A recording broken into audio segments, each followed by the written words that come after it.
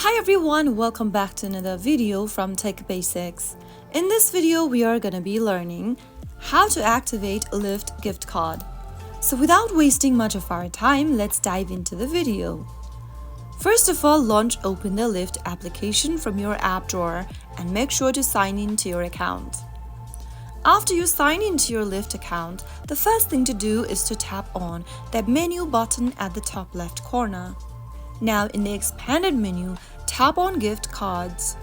Now you will need to enter your gift card you'd like to activate. Type in your gift card number exactly as it appears on your gift card and tap on redeem at the bottom. This will then be able to activate your Lyft gift card in just a couple of steps. So that's how it's easily done. If you found the video to be helpful, go ahead and give us a thumbs up. Don't forget to subscribe to our channel by hitting the subscribe button. Press on the notification bell so that you'll never miss another upcoming upload from us.